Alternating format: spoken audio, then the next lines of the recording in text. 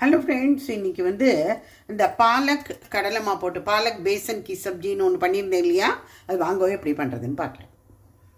இப்போ கேஸ் மேலே ஒரு கடாய் வச்சு இதில் கிட்டத்தட்ட ஒரு 1.5 டேபிள் ஸ்பூன் ரீஃபைண்ட் ஆயில் விட்டுருக்கேன். அதில் கொஞ்சமாக ஜீரா மொளை போட்டுன்றணும். இதில் பூண்டு 2 இது போட்டுருக்கேன், நல்லா ஃபைனாக சாப் பண்ணினது 2. வெங்காயம் 1 பெரிய வெங்காயம், மஞ்சள் பொடி போடணும். இப்போ இந்த பாலக்கை போட்டணும். இது நல்லா வாஷ் பண்ணி கட் பண்ணி இந்த பொடியை டொமேட்டோ பண்ணணும். தேவையான அளவு உப்பு, தனியா பவுடர் ஒரு 2 டேபிள் ஸ்பூன் போட்டுக்கணும். ஜீரா பவுடர் 1 டீஸ்பூன் போடும். இது ஒரே 1 கப்பு கடலைமா எடுத்துட்டுருக்கேன்.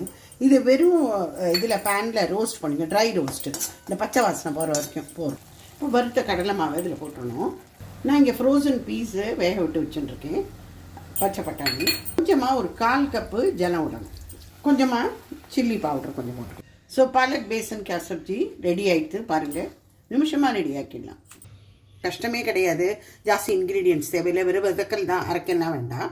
இது ரொட்டி, இது சாதம் எல்லாத்தோடையும் சாப்பிடலாம், நல்லாயிருக்கும்.